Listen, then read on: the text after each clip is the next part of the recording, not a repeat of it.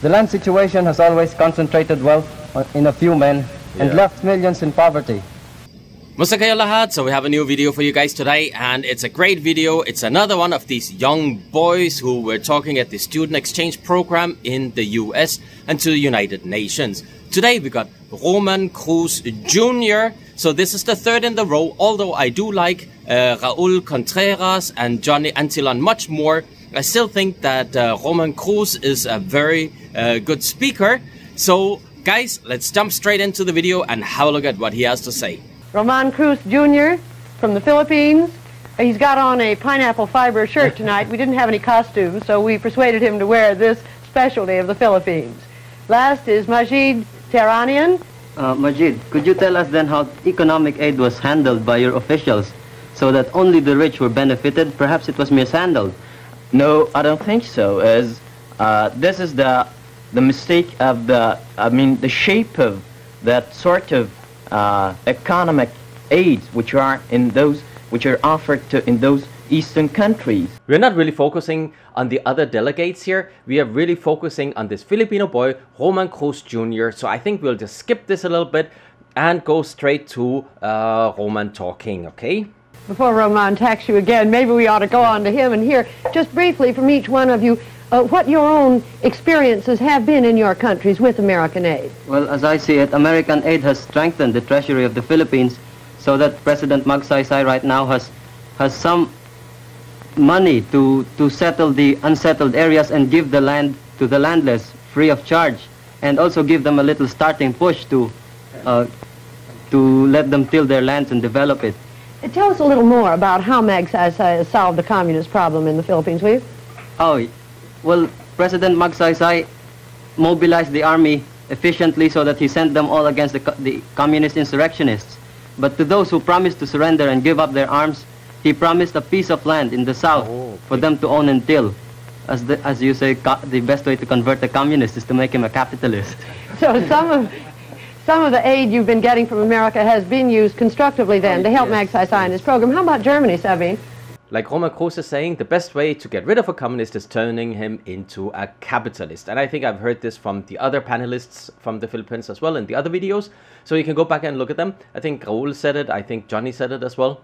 So what I noticed from these videos with Roman Cruz, with Raul Contreras and Johnny Antilon is that basically the problems they brought up in 1950-something is actually the same problems we are dealing with today. We still have communists, we still have red tagging, NPAs and all that. How come for 70 years we couldn't get rid of this? And sayang talaga kasi President Magsaysay was really handling the problem very well until his unfortunate airplane crash, no? By maybe using the American economic aid that you got. And also, if you want the Americans to build some factories in your country, then I think that Iran should give them some sort of a guarantee of security, just like the Philippines did. The Philippines gave any American investor in the Philippines some parity rights, which makes them immune from any nationalization bill, which Congress might eventually pass. And so American investors were attracted to the Philippines, and now many of the factories there are running smoothly. And now you're talking about a different kind of American aid. Majid, I think, was talking about direct gifts from the government.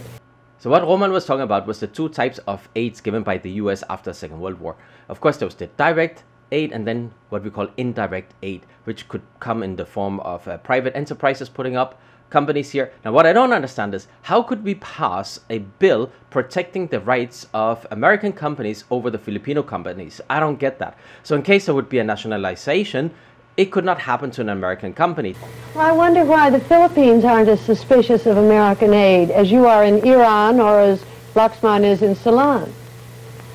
Well, I guess it's because the Philippines has been under the Americans for quite a number of years, and they've seen that the Americans have really no desire of establishing any colony in the Philippines. They're completely aware that the Americans are giving for the sake of helping. And not for any desire of getting anything back by means of any other, well, some sort of a financial profits or even America doesn't expect the Philippines to give up some of her political rights to the United States just in exchange for our financial aid. But do you give any rights at all, Junior, to the private American investor to attract him to the Philippines? Well, we did for a time, but as I said, we gave them parity rights, but the agreement has been revised so that the parity rights are now reciprocal. Really? In other words, Filipinos receive the same rights in the United States. Wow. And I think that's a good thing. I think that the mutual cooperation between the Philippines, an eastern country, and the United States, a western country, should be emulated by the rest of the world. Here is a perfect example of mutual cooperation between countries.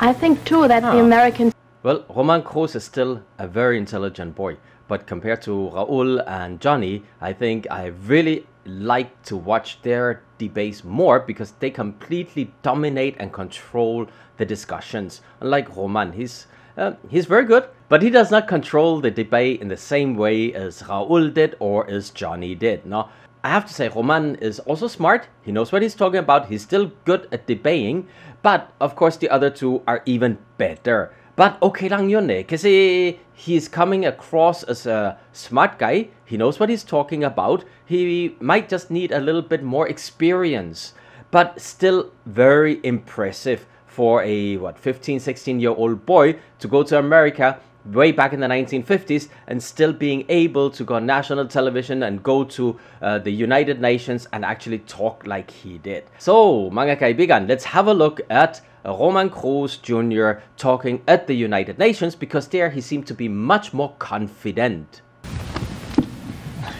Well, one evidence in the Philippines is that a degree from an American university carries greater prestige than a degree from a Philippine university. Ayun, malungkot talaga. Bakit ganon? Why is it more prestigious to have an American degree than a degree from a university in the Philippines?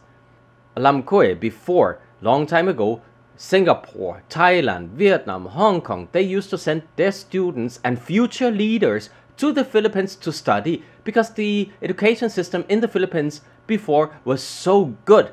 Well, but of course, one law enforced at that time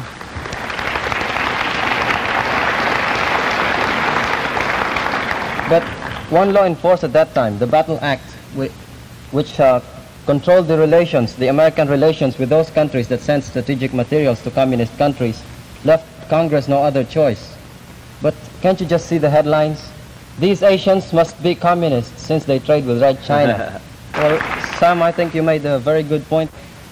In Manila, we had a drive which we called Operation Brotherhood, and in it we solicited clothes and food and soap, towels for the refugees in Vietnam, and also we sent a corps of doctors and nurses to Vietnam. Nice. I think that this is a very dramatic example now of Haitians helping Asians. Yes. And anyone born in Asia knows that not all solutions are black and white.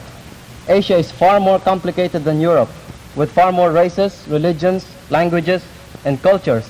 In my country alone, which is smaller than the British Isles, we have 7,000 islands, 87 dialects, and as to culture, we have Negrito, Indonesian, Malayan, Chinese, Spanish, and later American. Well, you see, the Filipino generosity was already there at that time, with the Filipinos in Manila collecting soap and other things to send to the refugees in Vietnam. Pretty amazing, guys.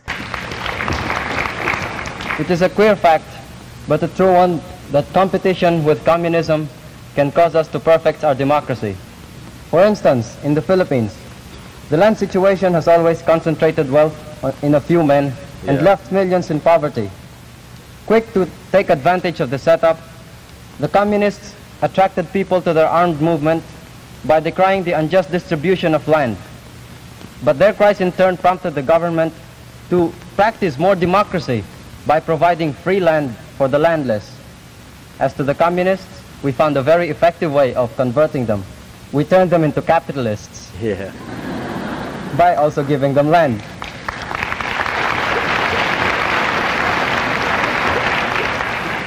In the world, the same thing is happening. The communists have brought about a great awakening. An awakening to the fact that democracy is not functioning as it should be.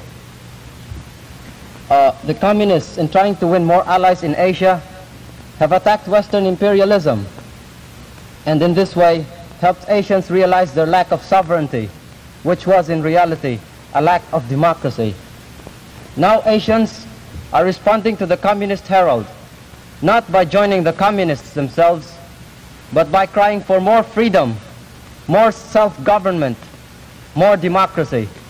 Now Asians are more democracy-minded, and help is coming to Asia from the free world, no longer as charity to poor relations, but because free men know that they must extend their area of freedom, among other reasons, to keep their own.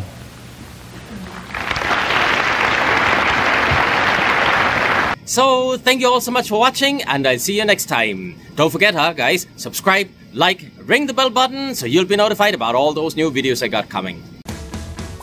Thank you so much for watching, and don't forget to click that subscribe button and of course the bell button so you'll be notified when we have new videos for you.